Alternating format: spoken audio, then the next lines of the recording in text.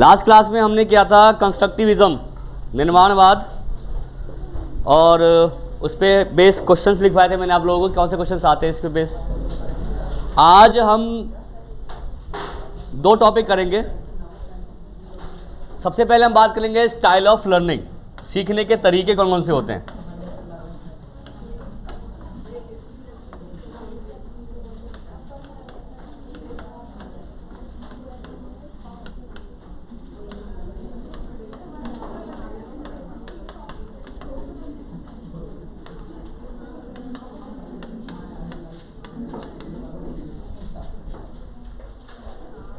देखिए page number 132 132 English वाली book में,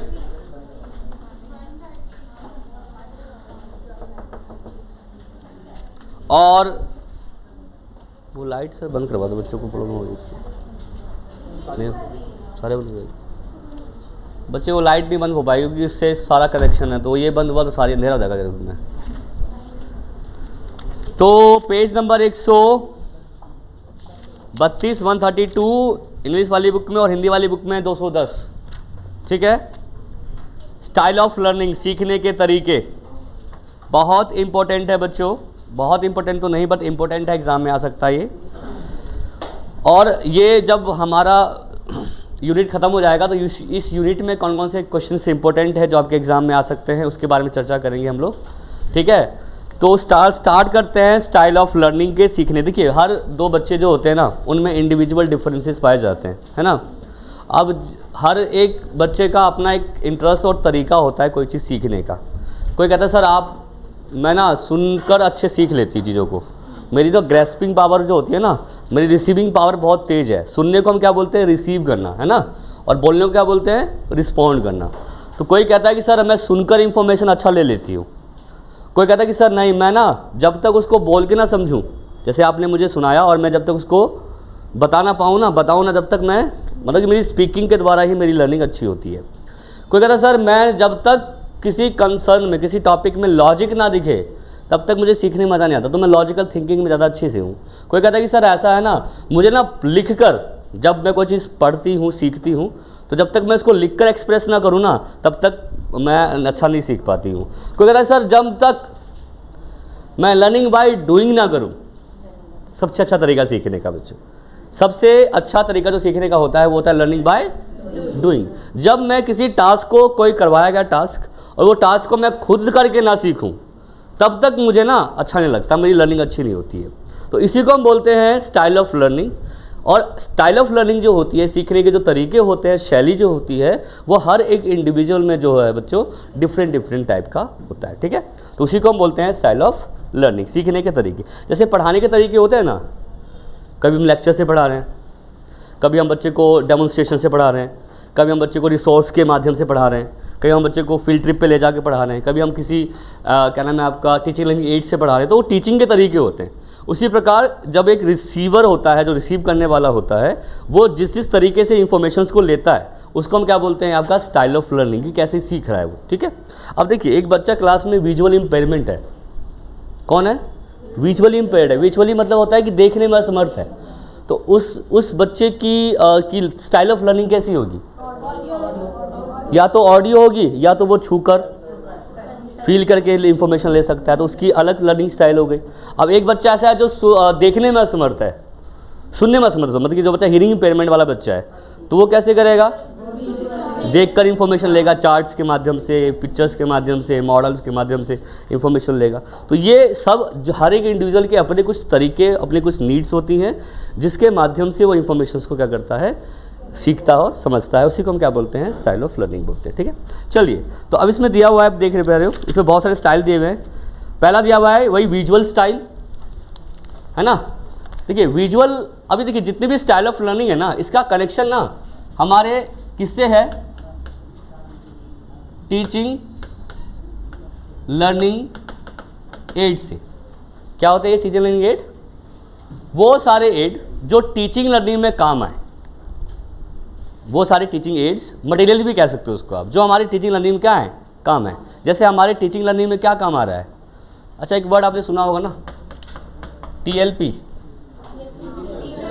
टीचिंग लर्निंग प्रोसेस, क्या होता है T learning process? I think मेरी पहली क्लास जो थी मैंने जो ली थी उसी में मैंने आप लोगों को पढ़ाया था टीचिंग लर्निंग प्रोसेस। एक ऐसी सिचुएशन, एक ऐसा एनवायरनमेंट जहाँ पर टीचर इंफॉर्मेशन को प्रोवाइड करता है, लर्नर इंफॉर्मेशन को लेता है, तो उस स्टूडेंट और टीचर के बीच में जो इंटरेक्शन हो रहा है, इंफॉर्मेशन की लेन देन हो रही है, उसी को हम टीएलपी कहते हैं। समझे?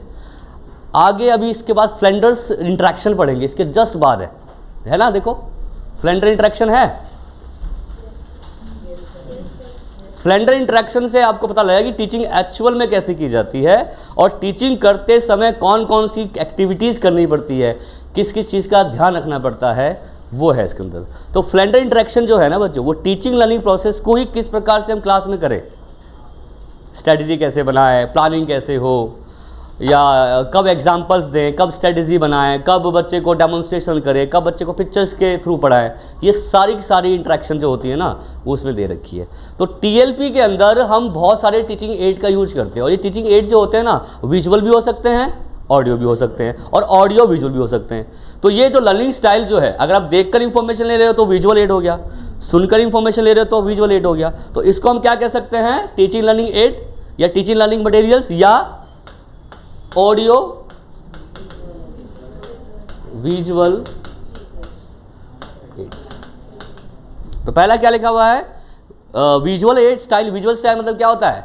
इंफॉर्मेशन को देखकर लेना, लाइक पिक्चर के माध्यम से, ब्लैक बोर्ड को देखकर, मॉडल्स को देखकर जो इंफॉर्मेशन लेते हैं ना, तो लर्निंग बाय विजुअलाइजिंग या विजुअल जो एक्टिविटीज़ होती है उससे जो इंफॉर्मेशन ली जाती है, देखकर जो इंफॉर्मेशन ली जाती है उसे विजुअल कहते हैं। दूसरा कौन सा है? ऑरल लर्निंग होती है। ऑरल लर्निंग क्या होती है बच्चों? जो देखकर सुनकर इंफॉर्मेशन ली जाती है ना, आपने सुना इंफॉर्मेशन और आपने लिया, जैसे रेडियो के माध्यम से, है ना, टैप रिकॉर्डर के माध्यम से, या कोई क्या नाम है स्टोरी बुक सुनकर इंफॉर्मेशन ले रहे हो, स्टोरी जो है किसी रिकॉर्ड जो है क्या नाम है आइटम के द्वारा प्रेजेंट की जा रही है। थर्ड क्या है? वर्बल। वर्बल का मतलब यहाँ पे कम्युनिकेशन से है बच्चों। किससे है? कम्युनिकेशन, जैसे बोल कर ना, जैसे आपसी बातचीत के माध्यम से, कन्वर्सेशन के माध्यम से, डिस्कशन के माध्यम से इंफॉर्मेशन लेन देन की जाती है ना, उसे हम कौन सा बोलते हैं? वर्बल। ठीक है। नेक्स्ट कौन सा दिया हुआ है? कैनेस्थेटिक या फिजिक्स स्टाइल। फिजिक्स स्टाइल मतलब होता है जेस्टर, शरीर का जेस्टर। जैसे मैंने आपको कुछ बोला नहीं और मैंने 2 उंगलियां दिखाई, इसका मतलब ये कि मैं 2 चीज़ के बारे में बता रहा हूँ। तो फिजिकल जो जेस्टर्स होते हैं, जो हमारा स्टाइल ऑफ जो स्टैंडिंग स्टाइल है, जो स्ट्रक्चर ऑफ टीचर होता है, टीचर का जो क्लासरूम के अंदर वॉकिंग होती है, हाउ ही यूज हैंड को कैसे यूज कर रहा है, ये सब किस में आ जाता है? Kinaesthetic. Body movement, learning by body movement. आपने देखा होगा ना कुछ चीज़ें ऐसी होती हैं कि हम ना वर्बली समझ नहीं पाते बट हम स्ट्रक्चर समझ जाते हैं किस चीज़ की बात की जा रही है ना। जैसे आपने देखा होगा ना कि जब भी किसी की हम एक्टिंग करते हैं और हम एक शाहरुख खान जैसे हाथ फैला देते, समझ जाते शाहरुख खान की जैसे हो रहा है, लाइक दैट। तो मतलब आप समझ जाते हो कि ये अगर ऐसे कर रहा है इसका मतलब ये कि ये इसकी एक्टिंग कर रहा है ना। यानी कि मतलब इसका मतलब क्या हुआ कि हम मतलब कि कैनेस्थेटिक मतलब जो फिजिकल स्ट्रक्चर से हम समझ जाते हैं किस चीज़ की बात की जा रही है, that is called the kinaesthetic style या फिजिकल स्टाइल, इसको हम कह सकते हैं। नेक्स्ट कौन सी है? Logical style. Logical style means कि किसी भी चीज़ के पीछे लॉजिक ढूंढना। ठीक है। एक होता है रीजन। रीजन मतलब कोई तर्क दे रहे हो आप, कोई बात बता रहे हो आप, बट वो तर्क जो दे रहे हो, रीजन जो दे रहे हो आप, उस रीजन में कितना लॉजिक है। लॉजिक मतलब ये है कि आपने ना उसको, लॉजिकल मतलब ये होता है कि आपने उसके पीछे फैक्ट को समझा है। क्या समझा है उसके पीछे? फैक्ट। और फैक्ट जो होते हैं ना, अगर वो फैक्ट सही हैं तो वो लॉजिकल है, फैक्ट सही नहीं है तो लॉजिकल नहीं है। अब छोटे बच्चे होते हैं ना, आपने शायद सुना होगा, पियाजे की थोड़ी पढ़ा भी होगा, छोटे बच्चे जो होते हैं ना वो ज़्यादा लॉजिकल नहीं होते, उनका ना ट्रांसडक्टिव रीजनिंग होती है। कौन सी रीजनिंग होती है? कहीं भी ट्रांसफर होगी, जैसा आपने कह दिया ना वैसे ही। जैसे अगर बच्चे को बोला कि बताओ बारिश क्यों हो रही है, बारिश इसलिए हो रही है क्योंकि धूप नहीं उगी हुई है। एक ऐसा लॉजिक, ऐसा पॉइंट जिसके पीछे कोई लॉजिक ही नहीं है ना। तो भाई अब एसी, मान लो कि एसी चलते चलते अपने आपने बंद कर दिया, तो बच्चे बोले भाई एसी क्यों बंद हो गया? क्योंकि एसी इसलिए बंद हो गया कि कमरा एकदम ठंडा हो गया था, तो ठंडा हो गया यानी कि ठंड वैसे ही हो गई तो एसी बंद हो गया। तो information, a point that has no logic, उसे हम बोलते हैं ट्रांसडक्टिव रीजनिंग। तो जब आप बड़े होते हो ना, तो आप कोशिश करते हो जो चीज़ मैं पढ़ रहा हूँ, सीख रहा हूँ, उसके पीछे लॉजिक को रखूँ। किसको रखूँ? लॉजिक कितना है उसके पीछे। लॉजिक अगर फैक्चुअल बेसिस पर है तो वो लॉजिक होता है, अगर वो नहीं है तो फिर वो इलॉजिकल होता है। लॉजिकल और इलॉजिकल में डिफरेंस क्या है मैं आपको बताता हूँ। अगर मैं ये कहूँ कि पंजाब में जो महिलाएं होती हैं उनके नाम के पीछे कौर लगता है, आप बोलोगे से हाँ कौर तो यार सही बात है, पंजाब या इस एरिया के जगह में लगता है और लेडी के पीछे ही लगता है कौर, ये बात बिल्कुल ठीक है ना, ये लॉजिक है। बट मैं ये कहूँ कि भाई वो कौर जितने भी होते हैं नाम की जो लेडी होती है वो पंजाब के जालंधर में ही मिलते हैं, तो ये इलॉजिकल है। लॉजिकल समझ रहे हो, जहां पर आप सत्यापित कर पाओ, प्रूफ कर पाओ, वो लॉजिकल होता है। जहां पर प्रूफ ना कर पाओ वो इलॉजिकल होता है, जहां पर कोई सेंस ना हो, इसका कोई सेंस थोड़ा ना है। तो ये चीज़ याद रखना। तो लॉजिक में और इलॉजिकल में बहुत क्या नाम है डिफरेंस होता है। तो बच्चा जब किसी चीज़ के लॉजिक को समझकर सीखे इंफॉर्मेशन को, उसे हम क्या बोलते हैं, लॉजिकल बोलते हैं। नेक्स्ट पॉइंट कौन सा है, सोशल स्टाइल। सोशल स्टाइल आइए, सोशल स्टाइल बच्चों, सोशल स्टाइल अगर मैं बात करूं तो यहां पर है, बिल्कुल किसने कहा ग्रुप स्टडी, बिल्कुल ठीक, ग्रुप से बच्चा सीख रहा है, कोऑपरेशन से बच्चा सीख रहा है, पीयर लर्निंग से बच्चा सीख रहा है ना। आवाज ही बच्चों आवाज आ रही है किसी के पीछे से, आवाज ही बच्चों प्लीज पीछे।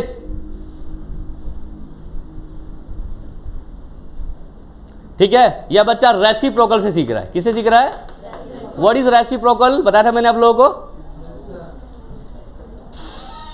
क्या होता है रेसिप्रोकल, एक दूसरे के साथ सीखना ना, जब एक दूसरे मिलकर सीखते ना, हाँ, एक दूसरे की हेल्प करके जो सीखते हैं उसको रेसिप्रोकल लर्निंग बोलते हैं। तो जब अब ये सारे टर्म जो आपने देखे होंगे, ये एक व्यक्ति आपने सुना होगा, उसका नाम था लेव वाइगोस्की, सुना है आप लोगों ने। जब भी सोशल स्टाइल की बात करें ना, नाम किसका लिखना है, लेव वाइगोस्की। वाइगोस्की ने कहा था कि लर्निंग सबसे अच्छी कब होती है, जब हम कोऑपरेशन से सीखते हैं, कोलैबोरेशन से सीखते हैं, इंटरेक्शन से सीखते हैं, इससे हमारी लर्निंग जो होती है बहुत अच्छी होती है। देखिए, एक तो लर्निंग होती है एक्टिव, है ना, और एक लर्निंग होती है सोशल। ये दो लर्निंग जो है, शायद आपने लास्ट क्लास में कंस्ट्रक्टिविज्म ये चीज़ पढ़ी हुई थी। एक्टिव लर्निंग जब आप एक्टिवली पार्टिसिपेट करके सीखते हो, और सोशल लर्निंग जब क्या होती है, जब किसी के कोऑपरेशन से आते हैं। और जब कंस्ट्रक्टिव की बात करते हैं तो दोनों ही वैलिड है, दोनों लर्निंग होती है। एक तो क्या होती है, लर्निंग एक्टिव होती है, दूसरी कौन सी होती है, सोशलाइज, मतलब सोशल तरीके से क्या होती है, डेवलप की जाती है। क्लियर है बच्चों यहाँ तक। नेक्स्ट पॉइंट क्या है, सेल्फ स्टडी। सेल्फ स्टडी तो पता है आपको क्या होता है, जब आप खुद पढ़ के, जैसे आपने कोई चीज़ सीखी क्लासरूम में, आप घर पे गए, उसको आपने सेल्फ स्टडी की, देन उससे आपने कोई इन्फॉर्मेशन सीखी। देखिए, सेल्फ स्टडी जो होता है ना बच्चों, वो रिवीजन के काम आती है। रिवीजन इन द सेंस कि आप कोई चीज़ रिवाइज करते हो, और जब रिवाइज करते हो वो भी चीज़, तो वो चीज़ जो आपको समझ में नहीं आई है, दोबारा पढ़ने से क्या होता है, वो चीज़ आप उसको समझ लेते हो। तो self study is necessary while teaching learning process. या कोई चीज़ पढ़ा रहे हो, सिखा रहे हो बच्चे को आप, तो आप सेल्फ स्टडी बच्चों को करवाओ, सो दैट कि वो बच्चा उससे सीख पाए, जो उसने नहीं सीखा है वो चीज़ वो उसको समझ पाए। ठीक है, तो ये है, ये तो हमने कुछ पढ़े 7 प्रकार के क्या है, टाइप ऑफ जो है स्टाइल ऑफ टीचिंग थी। अब हम बात करते हैं इसके अलावा भी कुछ स्टाइल ऑफ लर्निंग होती है, अदर्स स्टाइल बोलेंगे इसको, क्या बोलेंगे, अदर स्टाइल्स।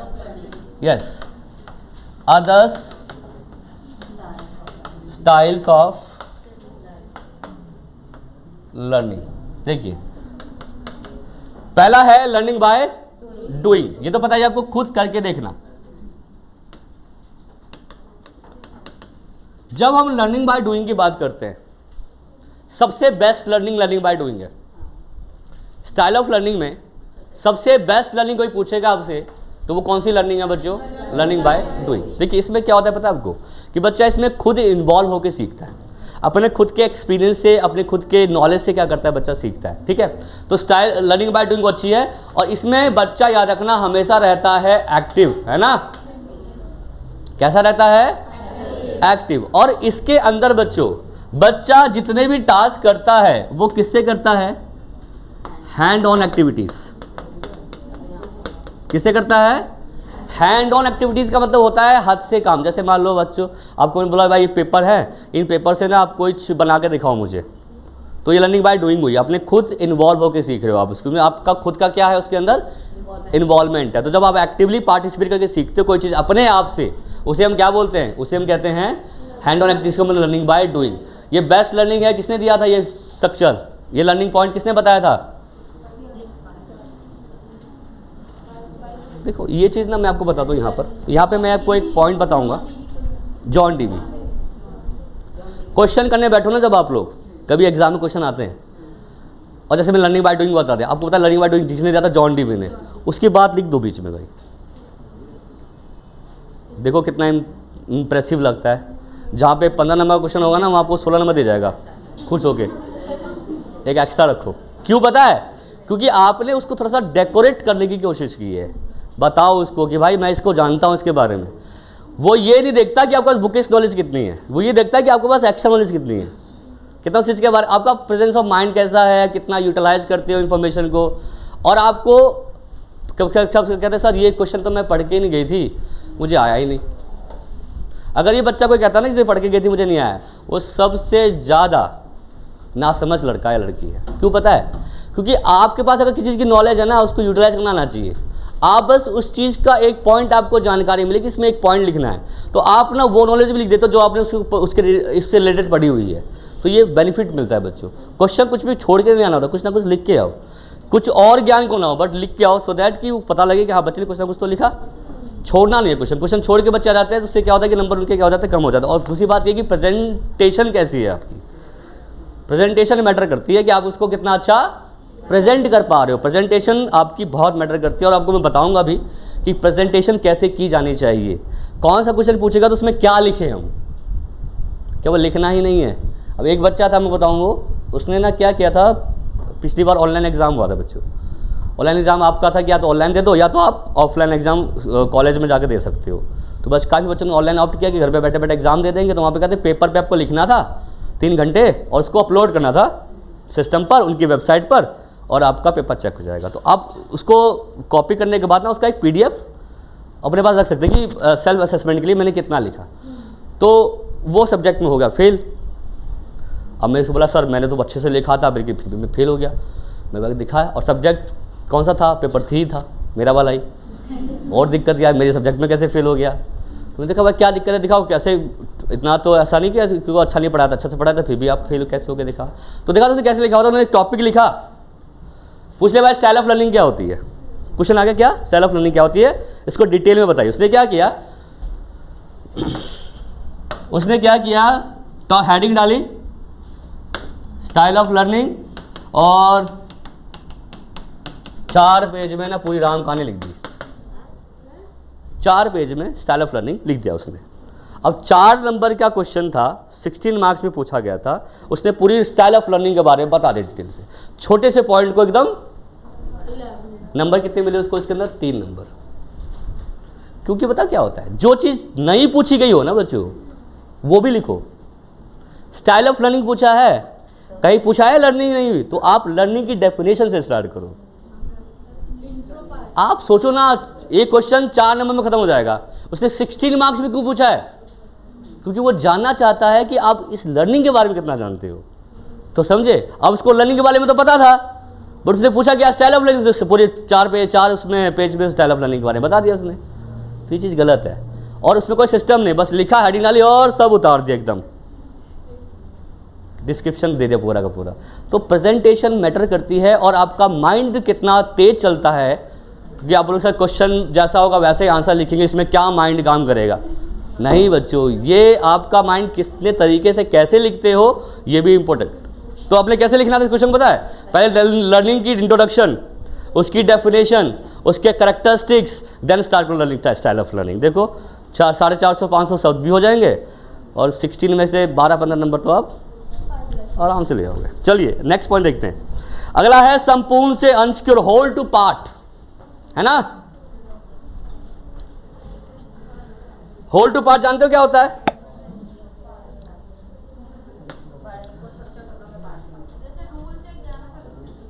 ये कहानी है सन 1920 की। 1920 में एक व्यक्ति पैदा हुए थे, एक व्यक्ति थे जिन्होंने गेस्टोल्ट की स्थापना की थी। सुना हुआ आपने नाम? किसकी स्थापना की थी बच्चों? गेस्टोल्ट अप्रोच। गेस्टोल्ट अप्रोच के जो जन्मदाता थे उसका नाम था मैक्स वर्दिमर। क्या नाम था? मैक्स वर्दिमर नाम का एक व्यक्ति था जिसने गेस्टोल्ट अप्रोच की स्थापना की थी 1920 में। उसके साथ 2 और उनके सहयोगी थे, उसका नाम था कॉफका और कोहलर। कॉफका and Kohler. क्या नाम था? कॉफका एंड एक नाम था कोहलर। कोहलर की थ्योरी बहुत फेमस है चिंपैंजी वाली, शायद आपके फर्स्ट बुक में होगा भी, शायद नहीं भी होगा, शायद है मेरे ख्याल से, ज़्यादा मुझे याद है। तो कोहलर की इनसाइड थ्योरी बहुत फेमस है बच्चों, पता है आपको। तो पहली बात तो कोहलर की बात तो बाद में करेंगे। तो मैक्स वर्दीवर्थ ने क्या दिया था? गेस्टोल्ट। गेस्टोल्ट का मतलब जानते हैं क्या होता है? गेस्टोल्ट का मतलब ही होता है होल टू पार्ट। क्या? होल टू मतलब ये कि भाई जिस चीज की जानकारी दे रहे हो ना पहले बच्चे को, पहले बच्चा एज ए होल समझे। कॉफका,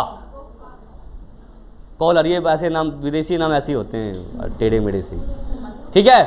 क्या था कि पहले कोई चीज सिखा रहे हो आप ना, चलो पहले उस चीज की पूरी जानकारी दो और फिर पार्ट्स में उसको बांटो। मतलब कि जैसे मान लो कि आप बच्चे को पहली बार क्लास में आपके आया है और आप बच्चे को ट्री के बारे में पढ़ाना चाहते हो, तो आप बच्चे को पहले दिखाओ कि भाई ट्री दिखता कैसे है, ट्री कहाँ से कहाँ तक है ना। तो आप उसको बताओ कि बेटा ये है ट्री। जो मेरी ड्राइंग बहुत ख़राब है तो थोड़ा सा ध्यान रखना, ठीक है। तो ट्री जो है वो इस प्रकार का है, ये पूरा क्या है? एक ट्री है। क्या ये? ट्री है जी। तो पूरा दिखाया उसको हमने, ये है ट्री। फिर क्या बताइए, जो ट्री दिखती है ना आपको, इस ट्री में बहुत सारे पार्ट्स भी होते हैं। ट्री में क्या होता है भाई? इसमें रूट भी होता है, स्टेम भी होते हैं, ब्रांचेस भी होते हैं, पत्तियां लीफ भी होते हैं, फल भी लगते हैं, सब्जियां भी लगती हैं। तो ये तो आपने पहले क्या बताया? As a whole. फिर किस पे गए? पार्ट। तो जब किसी को एज अ होल और पार्ट समझते हैं, उसी को बोलते हैं होल टू पार्ट कॉन्सेप्ट। और इस कॉन्सेप्ट की स्थापना, इस कॉन्सेप्ट को एस्टेब्लिश करना का नाम किसका रहता है? मैक्स वर्दीवर्थ को। और ये चीज़ किस में बताई गई है? गेस्टोल्ट अप्रोच। अभी आप लोग इसके बाद सीटेट का एग्जाम दोगे ना, गेस्टोल्ट, इसको हिंदी में कहते हैं समग्रवाद।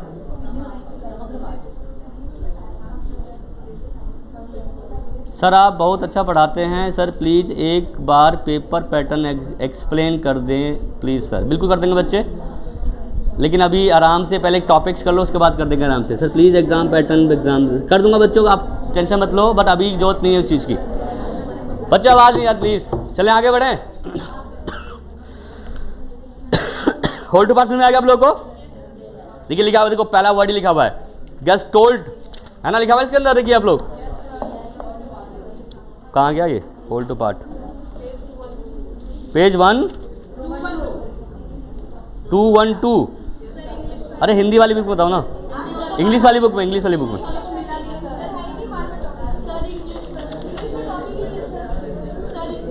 है तो पेज नंबर 132 पे दे तो रखा है। अच्छा इतना डिटेल नहीं है, अच्छा डिटेल नहीं, कोई बात नहीं। नेक्स्ट देखिए, आवाज़ नहीं बच्चों, नेक्स्ट देखिए। नेक्स्ट है होल टू पार्ट हो गया, देन नेक्स्ट है हाँ रेसिटेशन, रिसाइट मेथड जो होता है। रिसाइट मतलब क्या होता है? जब कोई रट कर हम लोग पढ़ते हैं ना कोई भी चीज़, जैसे हमारे पोएम वगैरह जो होती हैं, उसको बोलते हैं रेसिटेशन मेथड, ठीक है। तो ये बस कुछ और मेथड थे जिसमें हाँ एक और दिया हुआ है lecture come discussion method.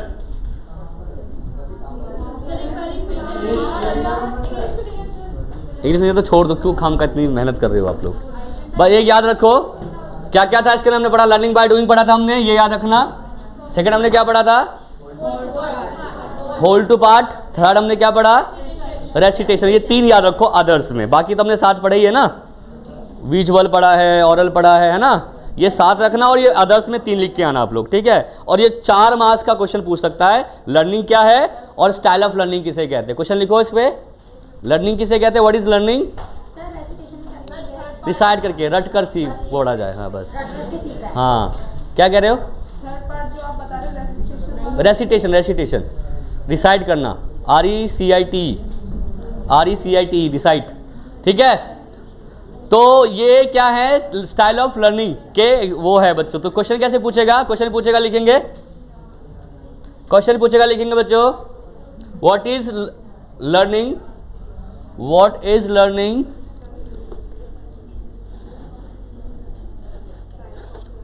Describe the style of learning in detail, describe the style of learning in detail. आप देखिए इस क्वेश्चन को अगर 16 मार्क्स में पूछेगा तो कैसे लिखना है?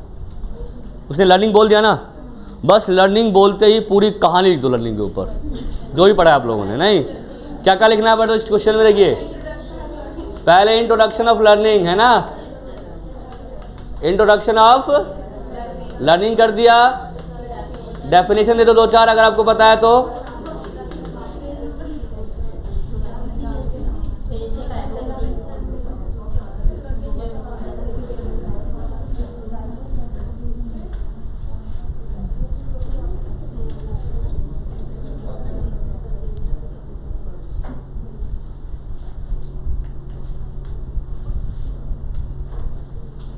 नेक्स्ट करेक्टरिस्टिक्स लिखना है। ओके अब देखिए 16 मार्क्स का है और स्टाइल ऑफ लर्निंग में ज़्यादा दिया नहीं है उसने बोल रहे हैं ना, मतलब ज़्यादा कितना डिटेल लिखेंगे आप लोग। तो आप ये भी लिख सकते हो कौन से फैक्टर अफेक्टिंग और लर्निंग है ना, फैक्टर ऑफ लर्निंग, लर्निंग के कौन कौन से फैक्टर्स होते हैं ये भी लिख दो इसके अंदर।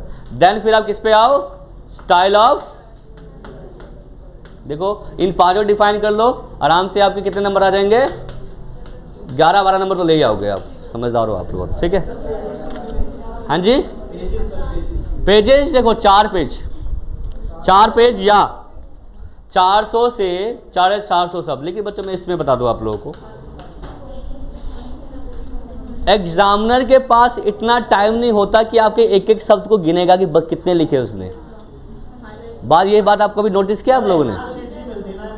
नहीं, एक ही सीट में 24-25 पेज की होती है, इतना भर नहीं पाओगे आप यार। नहीं इसमें नहीं मिलती आपको, बट उतना आप उस लिख लोगे, कोई दिक्कत नहीं है उसके अंदर। सीट बहुत होती है, बहुत अनगिनत होती है, नहीं लिख पाओगे इतना। सुनो इधर, अरे बात तो सुन लो, सुनने को तैयार नहीं हो रहे आप लोगों को। मैं क्या कह रहा हूँ, एग्जामिनर एक एक वर्ड आपका पढ़ने के लिए नहीं बैठेगा, उसका जितना टाइम नहीं है। लाखों बच्चे की कॉपियाँ चेक करनी होती है, आपने अगर हाईलाइट करके लिखा हुआ है, आपने उसको अंडरलाइन करते हुए लिखा हुआ है, पॉइंट डालते हुए लिखा हुआ है, तो आपका केवल पॉइंट पड़ेगा वो, अगर वो लगा सही पॉइंट लिखा हुआ है तो उसको नंबर देके जाएगा आपको नीचे।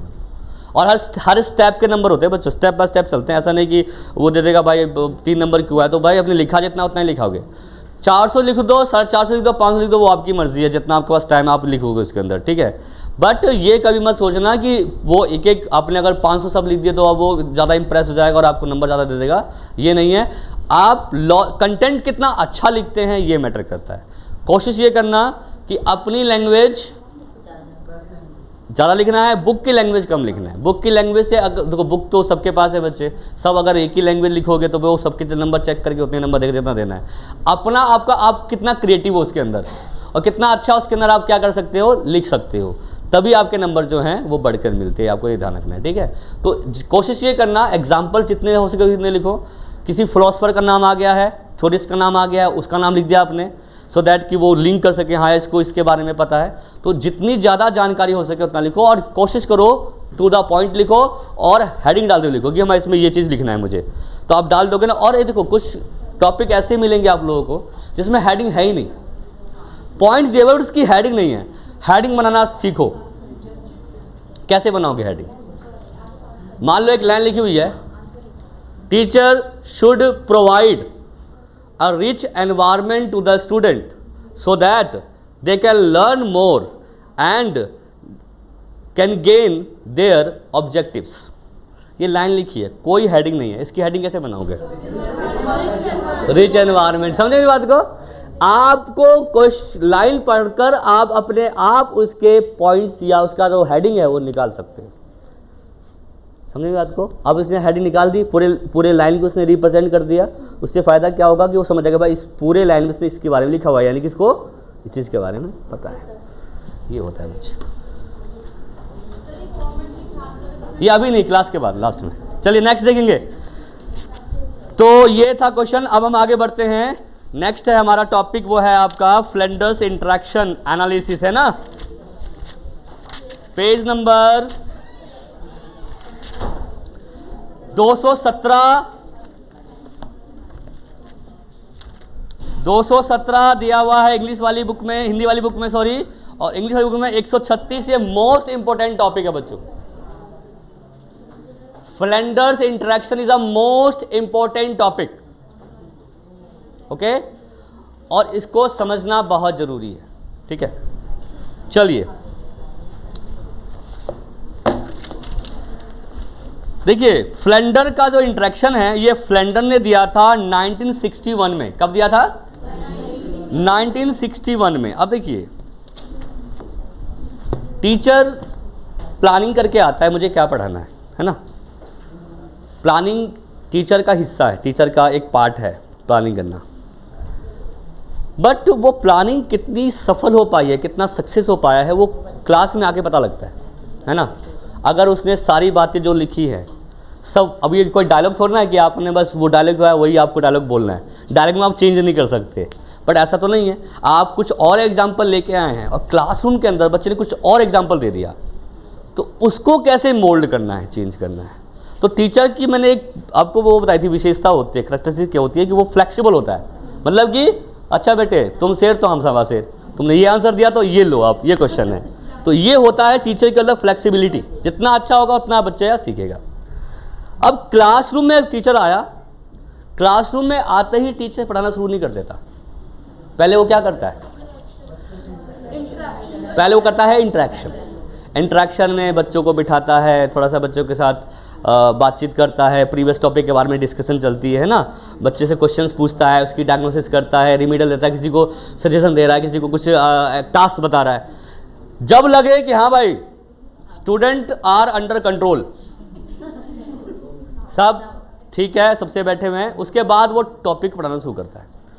तो एक क्लासरूम के अंदर जितनी भी इंटरेक्शंस होती हैं टीचर स्टूडेंट के बीच में, उसको जो एनालिसिस किया जाता है उसी को फ्लेंडर इंटरेक्शन ऑफ लर्निंग कहते हैं। क्या बोलते हैं? Flander interaction of learning. क्या चीज़? एक क्लासरूम के अंदर एक टीचर और स्टूडेंट के बीच में जो भी टीचिंग लर्निंग प्रोसेस होती है, इसमें जो भी एक्सपीरियंसेस यूज किए जाते हैं, जो भी एग्जांपल्स दिए जाते हैं, जो भी क्वेश्चनिंग होती है, क्वेश्चंस को पूछना होता है, रिस्पोंड हो गया, और कभी कभी तो ऐसा भी होता है टीचर को साइलेंट रहना पड़ता है। जैसे मैं साइलेंट हो गया ना 2 मिनट के, आप चुप समझ गए भैया। साइलेंट इसका मतलब ये है टीचर या तो गुस्से में आने वाला है। साइलेंट भी एक तरीका होता है, पता है, एक एनालिसिस का पार्ट है कि जब कुछ समझ में ना आए, बच्चे कंट्रोल में ना हो, साइलेंट हो जाओ। टीचर शांत हो गया, समझ गए भाई टीचर शांत है, इसका मतलब ये है कि भाई कुछ होने वाला है, या तो डांट पड़ने वाली है, या तो कुछ टीचर बताने वाला है, या कुछ टीचर जो है कोई एक्टिविटीज़ कराने वाला है, कुछ ना कुछ तो करेगा, इसी टीचर क्या कुछ। तो साइलेंट रहना भी एक तरह का क्या है, स्किल होता है टीचर का, जो वो क्लासरूम के अंदर यूज करता है। समझ बात को? अभी आप लोग रेगुलर्स अगर आप प्रैक्टिकल कर रहे होते, या पीपी कर जो होता है ना, पीटी क्या बोलते हैं उसको, पेरेंट्स टीचर वो जो होती है क्लास टीचर ट्रेनिंग जो होती है, उसमें अब जब जाते हैं ना बच्चे, जब स्कूल में जाते हो तो वहाँ पे हर एक चीज़ का ध्यान रखना पड़ता है कि टीचर क्या करेगा, कैसे पढ़ाएगा, क्या चीज़ होना चाहिए। वहाँ पर पीछे एक टीचर बैठा रहता है, वो देखता है कि आपने क्या क्या लिखा है, बच्चे ने क्या क्या रिस्पॉन्ड किया है, पता है। उसके बाद 1 से 10 तक की लिस्ट होती है, उसमें नंबर लिखे हुए रहते हैं, भाई टीचर ने ये किया, वो किया, सब कुछ वो लिखता रहता है उसके आपके बारे में। और केवल वो आपके बारे में लिखता, वो बच्चे कितना रिस्पॉन्ड कर रहे हैं उसके बारे में लिखता है कि टीचर ने कितना पढ़ाया, बच्चे ने कितना उस चीज़ को सीखा। तो ये जो एनालिसिस करते हैं हम एक क्लासरूम के अंदर टीचर स्टूडेंट के इंटरेक्शन को, उसी को हम क्या बोलते हैं, फ्लेंडर्स टीचिंग लर्निंग इंटरेक्शन, या टीचिंग इंटरेक्शंस भी आप इसको कह सकते हो। अब देखिए इस टीचिंग इंटरेक्शन में कितने पॉइंट दिए हुए हैं? 10 पॉइंट है। इन 10 पॉइंट्स को ना 3 पार्ट्स में डिवाइड किया गया है। पेज नंबर में आपको मिल जाएगा, या ये वाली बुक तो बहुत वो है, हाँ साथ ये लिखो पेज नंबर 138 में नीचे देखो, Flanders has divided the class behaviour between the student and teacher into 10 categories, है ना। 138 पे नीचे देखो, है ना, दिया हुआ है ना। अब ये जो इंटरेक्शन होता है क्लासरूम का, उसके 3 पार्ट होते हैं बच्चों। कितने पार्ट्स होते हैं? 3 पार्ट्स। जो इंटरेक्शन है क्लासरूम का, इसको बोलते हैं इंटरेक्शन एनालिसिस। अब ये एनालिसिस कितने टाइप्स का है? 3 टाइप्स का। पहला कौन सा है? वर्बल। कौन सा इंटरेक्शन है? पहला वर्बल इंटरेक्शन है। दूसरा कौन सा है? Non verbal. और तीसरा कौन सा है?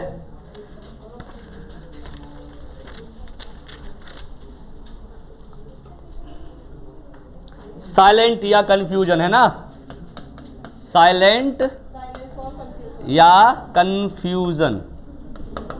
ओके, अब ये तीन तरह के इंटरेक्शन होते हैं। एक होता है वर्बली, जिसमें बोलकर इंफॉर्मेशन ले दी जाती है।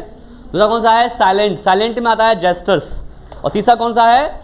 साइलेंट। तो दूसरा कौन सा है? Non verbal. तीसरा कौन सा है बच्चों? साइलेंट। साइलेंट में क्या होता है? जहां पर कोई इंटरेक्शन, कुछ कम्युनिकेशन नहीं होती है। ठीक है, अब इसमें देखो, एक क्लासरूम का इंटरेक्शन है तो कितने लोग होंगे यहाँ पर? 3 होंगे ना। कौन कौन से होंगे? टीचर्स हो गए, स्टूडेंट हो गए, और तीसरा कौन सा है? चलिए, तो तीसरे पहला कौन सा, किसकी बात करेंगे हम? स्टूडेंट इंटरेक्शन की।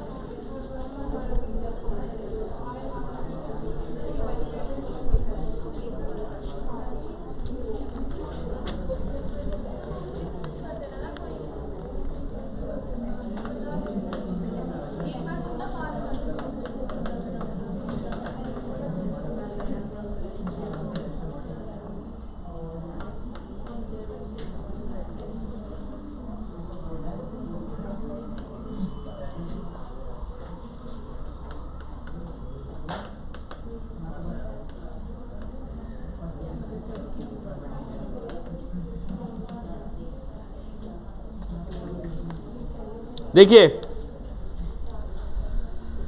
3 तरह के होंगे। वर्बल में होगा या तो, या नॉन वर्बल में होगा, या तो होगा साइलेंट, है ना। और कितने इंटरेक्शन होते हैं इसके अंदर? 3 होंगे। एक तो टीचर बोलेगा, और एक बच्चे बोलेंगे, और एक जगह ऐसा होगा जहाँ बस टीचर स्टूडेंट दोनों में से कोई नहीं बोलेगा, साइलेंट रहेंगे। लेकिन इससे पहले मैंने क्या कहा था? टीचर टॉक होने से पहले, स्टूडेंट टॉक होने से पहले एक होता है इनडायरेक्ट इन्फ्लुएंस। इसमें क्या होता है? कोई बातचीत नहीं होती।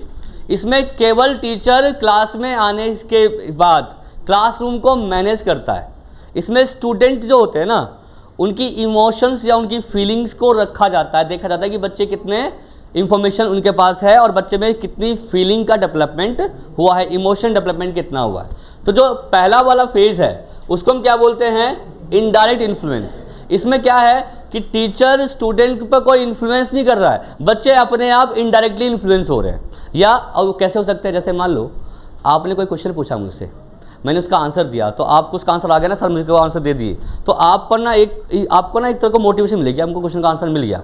तो इसको यानी मैंने आपको कहा नहीं ऐसा करने के लिए, बट आपने ऐसा कर लिया, आपने अंदर से इस चीज़ को फील कर लिया। तो जो आपने फील किया है वो मेरे द्वारा दिया गया नहीं था, आपने खुद उस चीज़ को फील किया है, यानी कि वो क्या है? आपके लिए इनडायरेक्ट इम्पैक्ट करने वाला है। ठीक है, चलिए, तो इनडायरेक्ट इम्पैक्ट में कौन सी चीज़ें आ जाती हैं? पहला है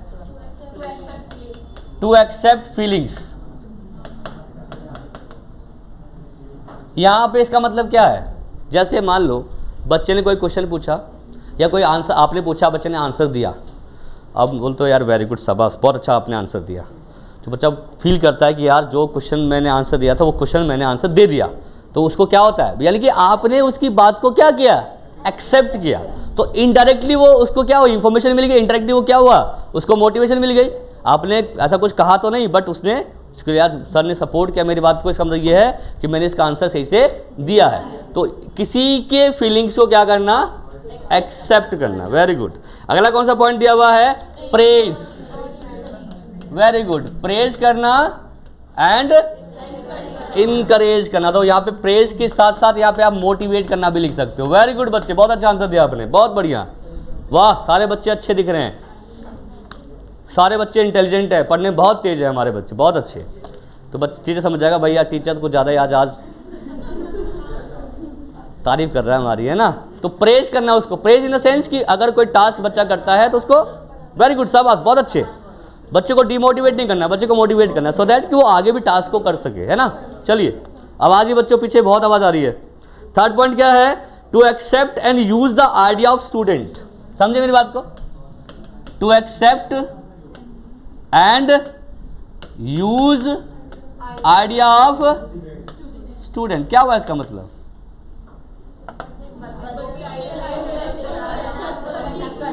सबसे पहली बात तो उसने जो क्वेश्चन का आंसर दिया है उसको समझे, और उसका आंसर समझे भी, और उस आंसर को ना किसी और सिचुएशन में इंप्लीमेंट करके दिखाए कि बच्चों तो आपने ये बताया ना, इसका यहाँ यूज कर सकते हो इसको आप। चलो अच्छा हाँ, इसका यहाँ यूज की जगह इसका इस प्लेस पे भी यूज कर सकता हूँ मैं। तो ये क्या हुआ, इसको बोलते हैं implementation of knowledge in different situation. आप इंफॉर्मेशन को क्या कर पा रहे हो, यूज कर पा रहे हो। तो आप उसके इंफॉर्मेशन, पहले तो उसके आंसर को आप एक्सेप्ट कर रहे हो, देन आप उसके आइडियाज़ को यूज करने के लिए कह रहे हो सिचुएशंस के अंदर कि बच्चों आपने जो बताया है इसको आप यहाँ यूज कर सकते हो, इसको इस प्लेस पर यूज कर सकते हो, यहाँ पर यूज कर सकते हो। तो बच्चा और मोटिवेट होगा, क्या देखो मैंने तो एक ही आंसर बताया था, सर ने तो इसको यूटिलाइजेशन भी बता दिए, बहुत अच्छे। नेक्स्ट पॉइंट क्या है, आस्किंग क्वेश्चंस। क्वेश्चंस को क्या करना, पूछना, सो दैट कि आप जान पाओ बच्चा किसी चीज़ के बारे में कितना जान रहा है। ये होता है टीचिंग से पहले के टास्क, समझे। यह आपने टीचिंग नहीं की है, यहाँ आपने बच्चों से फीलिंग डेवलप किया, उससे आंसर्स लिए, उसको हमने इंफॉर्मेशन दी, उसको हमने क्या किया, उसकी फीलिंग को एक्सेप्ट किया, है ना। ये सारी बातें हो गई। अब आता है टीचर टॉक। अब टीचर की क्या जिम्मेदारी, ये किसी का नहीं था, ये इनडायरेक्टली था।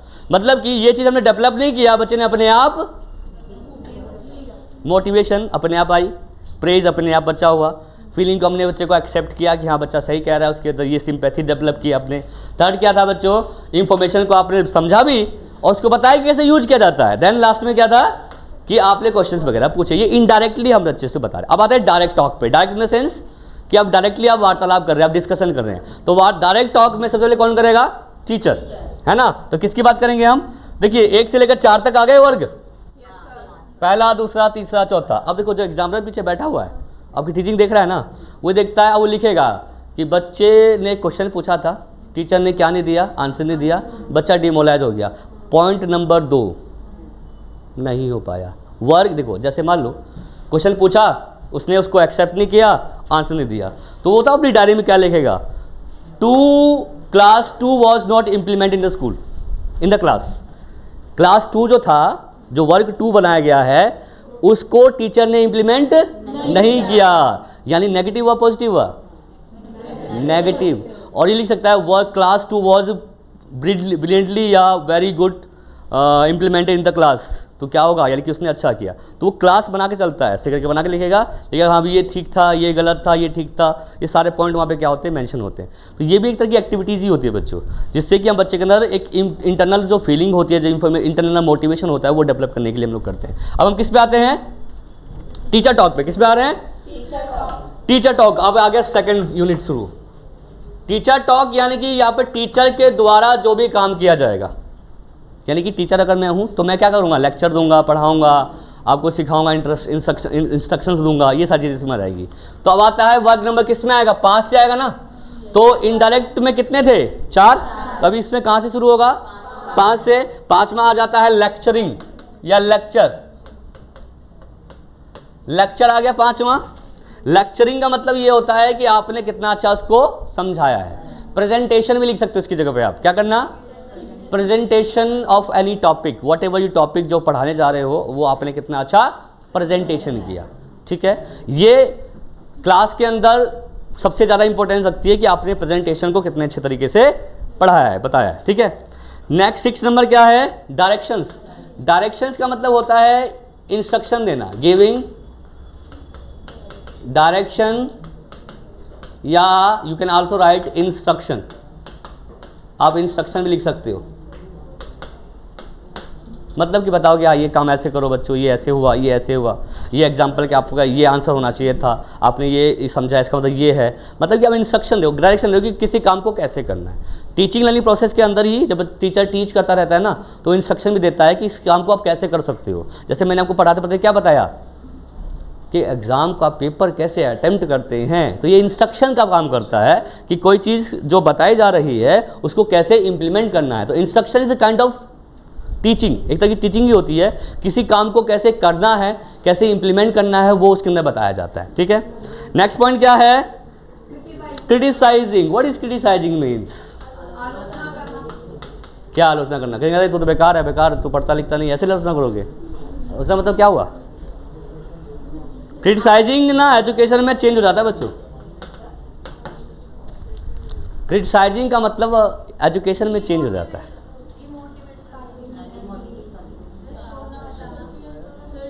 नहीं नहीं, वो अलग चीज़ है। मतलब उसको बताना कि ये गलत है, आपने गलत क्वेश्चन। क्रिटिसाइजेशन आप लोग पॉजिटिव सेंस में क्यों लेते हो, नेगेटिव सेंस में क्यों लेते हो? पॉजिटिव है बच्चे। क्रिटिसाइज मतलब कि मैंने ये कहा था सर, मैं तो ये आपने कहा था, इससे मैं सेटिस्फाई नहीं हूँ। जैसे मैंने आपसे कोई क्वेश्चन दिया और मैंने उसका आंसर दिया, मैंने सर आपने जो आंसर दिया ना, ये इसकी जगह पर ये भी तो हो सकता है। Criticise means putting good and bad points in front of anybody. अब जैसे मैं एग्जांपल देता हूं, एक टॉपिक मैंने लिया कोविड-19 कोरोना वायरस। आप बोलोगे sir this is very bad, ये बहुत बेकार हुआ, बहुत लोग मर गए इसके अंदर, बहुत लोगों की जॉब चली गई, जो इकोनॉमी था वो गिर गया, फना हो गया, ढिमकाना हो गया, ये आपने बताया। अब मुझे आपकी इस बात को क्रिटिसाइज करना है। बेटा एक बात बताओ, चलो ठीक है आपकी बात बिल्कुल सही है, बट मैं आपके ऊपर क्रिटिसाइज करता हूँ, इसके कुछ बेनिफिट भी हुए, कुछ बेनिफिट तो हुए भाई। परिवार के लोग आपस में एक दूसरे के साथ आए, साथ में रहना सिखाया लोगों ने इसको। जो सालों 2 साल तक 5-5 साल तक कॉल नहीं करता था ना, वो आज साथ में मिलकर रह रहा साथ में। याद आ गया अचानक कि भाई चलो घर ही चलते हैं। गांव के लोग बताओ क्या बोलते हैं, हम तो गांव में वायरस में सब क्या करते हैं, गांव की ओर जाते हैं। गांव में वैसे ज़्यादा वायरस का हल्ला उल्ला होता नहीं है, तो कहते भाई साक्षात भगवान आ गए। तो गांव वगैरह आते नहीं थे, कोई काम धंधे बिजी है। तब अब जब वायरस आया तो काम धंधे सबके वो हो गए, लॉकडाउन लग गया तो लोग ले गए। तो लोगों को ना, जो लोग कभी एक दूसरे से मिलते नहीं थे, उनको मिलने का मौका मिला, एक दूसरे की वैल्यू समझ में आई कि भैया जब समय आता है तो पड़ोसी ही साथ देता है, कोई और दूसरा साथ ही देगा, और पड़ोसी दूर भी जा सकता है। कितनी भी अच्छी दोस्ती यारी हो, प्यार मोहब्बत हो, वायरस है तो भैया 6 फुट की दूरी है ना, तो दूर रहना। हेल्प कर सकते, बिल्कुल बिल्कुल। तो आप ऑब्वियसली हेल्प, तो कहीं ना कहीं अगर ये इसने ऑब्वियसली बात है, नुकसान तो ज़्यादा ही हुआ बच्चों। अगर 90% नुकसान है, 10% कहीं ना कहीं फ़ायदा भी हुआ है। तो आप ये जब किसी चीज़ के फ़ायदे और नुकसान दोनों के बारे में बताओ ना, तो वो उसको बोलते हैं क्रिटिसाइज करना। डिबेट भी हो सकता है। क्रिटिसाइजेशन में आप डिबेट के द्वारा आप पॉजिटिव नेगेटिव पॉइंट बताते हैं। यस, यानी कि किसी भी एक चीज़ के पॉजिटिव और नेगेटिव पॉइंट दोनों के बारे में बता रहे हो कि ये जो पढ़ा है ना, इसके पीछे ये पॉजिटिव है और ये मतलब ये अगर मेरिट है तो ये डिमेरिट भी हो सकता है। दैट इज कोल्ड क्रिटिसाइजेशन करना, क्रिटिकली थिंकिंग। उसको ना, उसको एज इट इज़ नहीं समझना, उसके पीछे पॉइंट पॉजिटिव या उसके पीछे नेगेटिव पॉइंट्स क्या हैं, उस चीज़ को भी समझना ही क्रिटिसाइज करना कहलाता है। तो क्रिटिसाइज को भी नेगेटिव मत लो।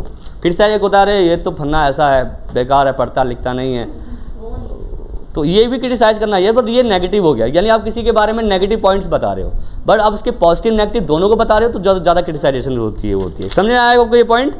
अब ये पॉइंट यहाँ खत्म हो गया। 3 चीज़ हुई यहाँ पर। क्या क्या हुआ? लेक्चरिंग हुई।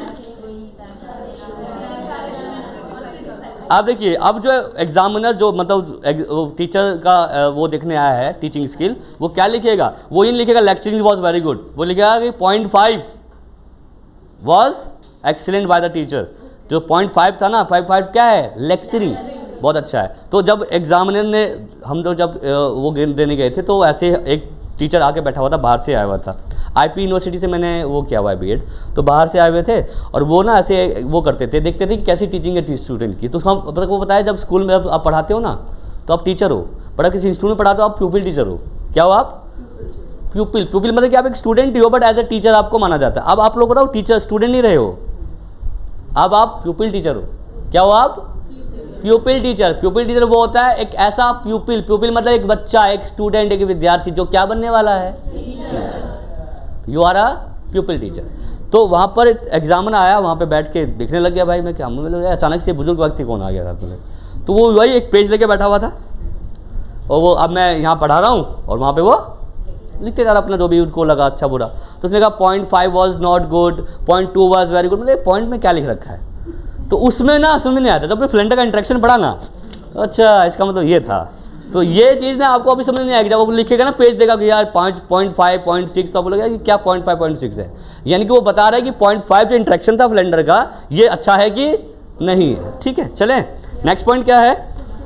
अब आते हैं स्टूडेंट टॉक। स्टूडेंट टॉक में किसकी बात की जाएगी, बच्चों की बात की जाएगी। यहाँ पे स्टूडेंट का एक्टिविटी शुरू हो गया है ना, तो अब किससे शुरू होगा बच्चों। हाँ, पहले आप किसकी बात आ गई, स्टूडेंट टॉक। स्टूडेंट टॉक में आप पॉइंट नंबर कौन सा आएगा, क्लास नंबर 8 मतलब क्या है यहाँ पर, रिस्पॉन्स मतलब कि यहाँ पे मतलब बेसिकली फीडबैक टीचर ले रहा है। तो बच्चा बता रहा है कि सर आपने ये पढ़ाया, आपने ये बताया, आपने ये चीज़ बताई।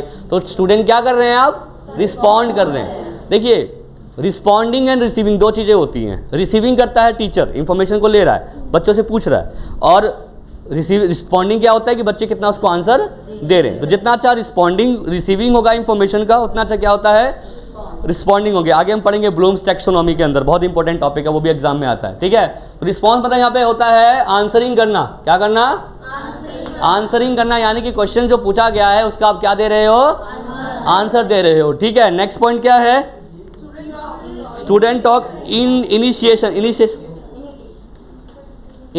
है बच्चों, इनिशिएट करना है यहाँ पे। अगला पॉइंट कौन सा है, पॉइंट नंबर 9 ना, क्या है, इनिशिएशन। इनिशिएशन मतलब होता है जैसे मान लो बच्चों को आपने कोई एक्टिविटीज़ कराई, वो बच्चा कैसे कर रहा है, किसी काम को कैसे करना उसने शुरू किया, है ना। यहाँ पे क्या है, how to task start, how to task was done by student.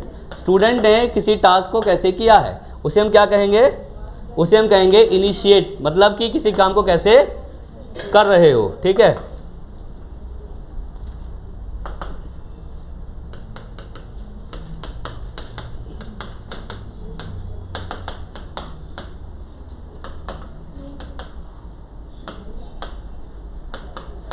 How task was done, task को कैसे किया गया। जैसे बच्चों को आपने एक्टिविटीज़ दी थी ना, उस एक्टिविटी से बच्चे ने कैसे किया। इनिशिएट मतलब होता है किसी चीज़ की पहल कैसे की, बच्चे ने कैसे उसको आंसर दिया, बच्चे ने कैसे उसको समझा, कैसे उसको बताया, उसको हम क्या बोलते हैं, इनिशिएट करना। यानी कोई काम करके देखना, करना स्टार्ट करना, यानी कि begin any task, beginning of any task, उसे हम क्या बोलते हैं। और लास्ट पॉइंट क्या है, 10 नंबर साइलेंट में क्या है। देखिए जहाँ पर कई बार ऐसा होता है कि कोई क्वेश्चन बच्चे ने पूछा टीचर को, टीचर का उसका आंसर नहीं पता, तो टीचर क्या करेगा, या तो साइलेंट रह जाएगा, कुछ बोलेगा नहीं, या वो उसको कन्फ्यूजन भी हो सकते हैं कि यार इसमें कन्फ्यूजन, तो कहेगा भाई इसके बारे में आपको मैं बाद में बताऊंगा। तो साइलेंट की सिचुएशन कब होती है, जब टीचर को किसी चीज़ के बारे में नहीं पता रहता है, या स्टूडेंट को शांत रखने के लिए भी वो साइलेंट हो सकता है। जैसे अब साइलेंट हो गया, चुप हो गया, अपने आप बच्चे समझ जाते हैं भाई टीचर जो है वो चुप हो गया, इसका मतलब ये है कि टीचर जो है या तो गुस्से में आ गया है या कुछ ऐसी एक्टिविटीज़ कराने वाला है। तो साइलेंट मतलब 10 पॉइंट होता है।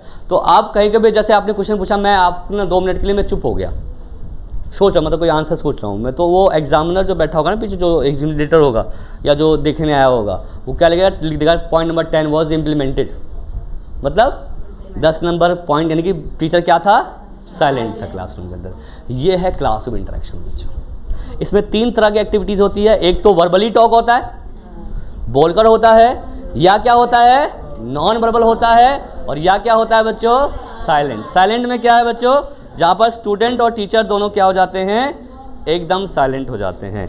इस पे क्वेश्चन कैसे पूछेगा ये लिख लीजिए आप लोग।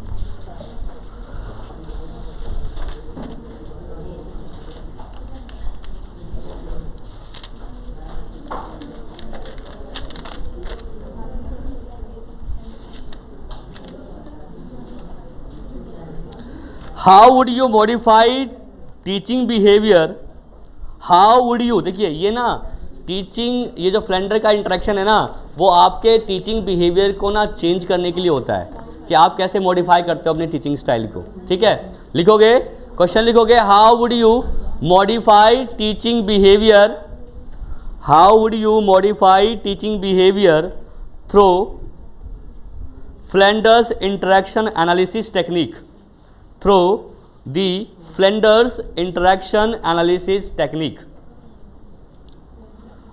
आप अपने शिक्षण व्यवहार को, हिंदी वाले बच्चे लिखेंगे, आप अपने शिक्षण व्यवहार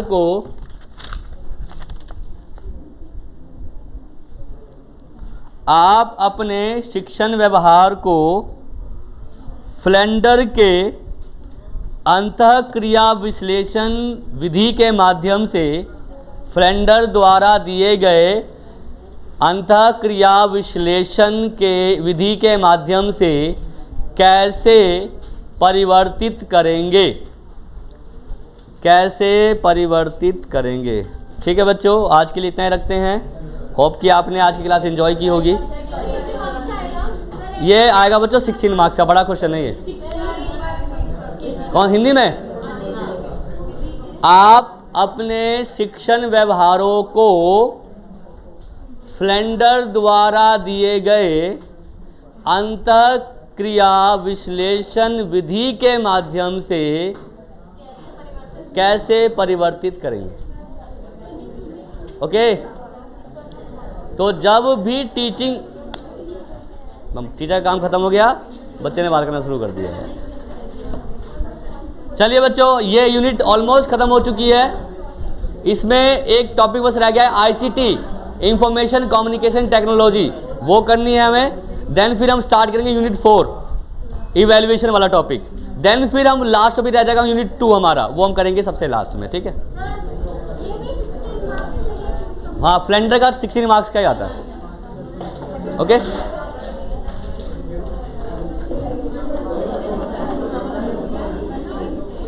ओके बच्चों, ऑनलाइन वाले बच्चे बताएंगे, क्लास क्लियर हुई आप लोगों को?